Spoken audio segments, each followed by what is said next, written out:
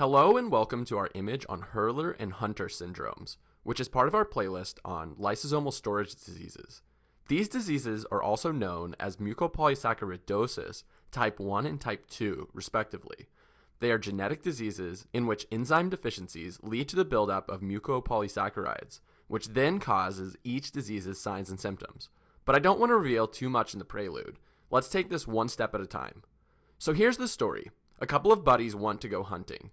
They hop in the car and head over to this abandoned house, which they hear has lots of deer. But this isn't just any abandoned house.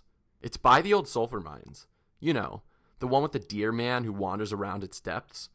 But please, is that supposed to scare our brave adventurers? I mean, come on, a deer man. What could go wrong? They're just stories, right? First, take a look at our two friends. To pass the time, they've decided to shoot skeet while waiting on the deer. On the left, we have a guy hurling skeet. He represents Hurler syndrome. On the right, we have the hunter shooting the skeet. He represents, of course, Hunter syndrome. Well, it looks like they plan on being out here for a while. So of course they've brought refreshments. See the ice chest? This ice chest represents ice storage, which is our recurring symbol for lysosomal storage diseases. You can remember them as isosomal storage diseases. But they don't want to wait too long. They want to lure in the deer. And what better way to lure deer than a sugar block? Deer sure love sugar blocks. Maybe they will attract a big one. But wait, there's something kind of weird here. What's that weird mucus? What kind of deer are out here? This ominous warning should help you remember the term mucopolysaccharidoses. Let's break this down. The prefix muco is represented by the mucus, and the word polysaccharidoses is represented by the sugar. Remember, a polysaccharide is just a bunch of sugar molecules. This mucousy sugar block should help you remember that Hurler and Hunter syndromes are also known as the mucopolysaccharidoses. Hurler syndrome is mucopolysaccharidosis type 1, and Hunter syndrome is mucopolysaccharidosis type 2. In these syndromes, mucopolysaccharides build up and cause disease. In case you're not familiar with the term mucopolysaccharide, I quickly want to mention that mucopolysaccharide is just another word for glycosaminoglycan. These are often known as GAGs, which you may remember from your biochemistry class. Wait, what's that in the background? It looks like our friends here have finally attracted a wild deer. But this is no ordinary deer. Wait, that can't be. Is that the deer man from the sulfur mine? Oh man, now I'm getting nervous. The word deer man should help you remember the word dermatan. And notice all the hairpins it's wearing? The word hairpin should help you remember the word heparin. And the deer man lives in the sulfur mine to help you remember the word sulfate. Putting all of this together will help you remember the substances that accumulate in Hurler and Hunter syndromes, dermatan sulfate and heparin sulfate. By the way, these are just types of mucopolysaccharides. Next, take a look at the smart car in the background. These friends may be hunting, but they sure love fuel economy. But why did they park their car so far away? I mean, will they even be able to get to it in time? It seems like the beginning of a horror movie. Anyway, smart cars are a recurring symbol for autosomal recessive disorders. That's because Hurler syndrome is inherited in an autosomal recessive fashion. Now take a look at the abandoned house. See the eye above the door? This eye is an alpha eye, and its stone inset is in the shape of an L. This should help you remember the enzyme alpha L iduronidase, which is the deficient enzyme in Hurler syndrome. Let's break this down. The alpha I and the L-shaped inset should help you remember the phrase alpha Li. And see the crack running down the center of the I? This should help you remember the enzyme suffix, ase, which means to split. This enzyme deficiency leads to the buildup of mucopolysaccharides, which then leads to the symptoms of Hurler syndrome.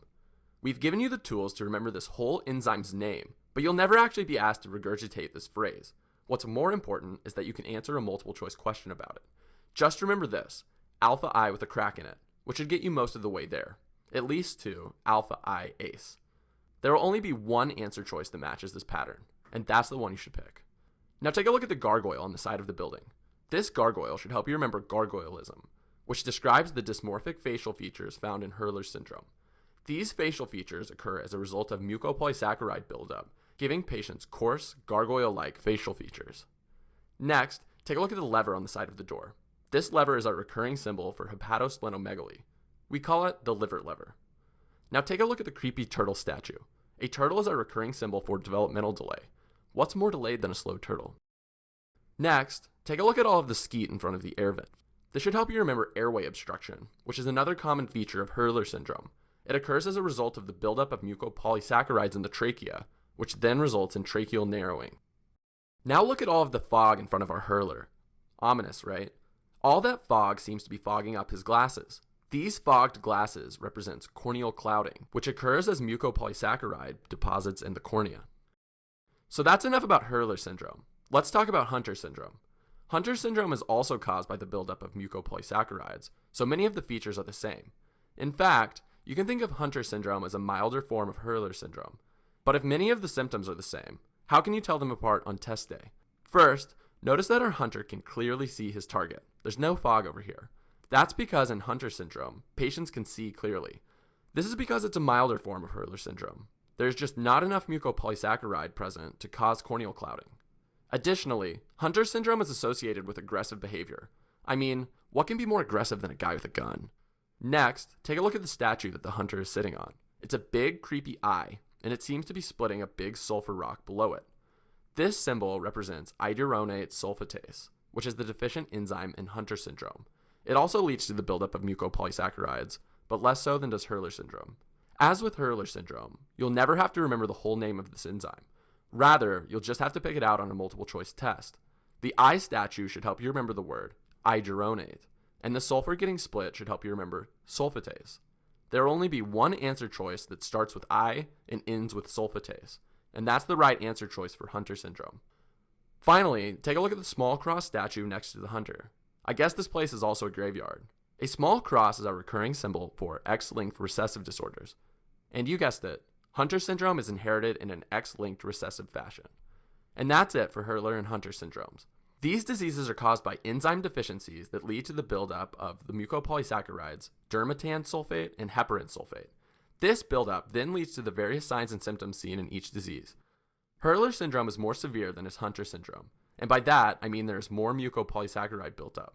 Since the two diseases are so similar, question stems will force you to distinguish between them. The main difference is that Hunter syndrome patients have clear vision and aggressive behavior, whereas Hurler syndrome patients do not. You'll usually get asked a more complicated question though, such as, what is the probability that the patient will have a child with the disease? Or, what is the enzyme most likely mutated in this patient? Long story short, you first need to figure out which disease the stem is talking about, Hurler or Hunter. You can then fill in the symbols around either the Hurler or the Hunter to figure out the correct answer choice. Just remember this image and you'll get those mucopolysaccaridosis points on test day. We'll see you in the next one.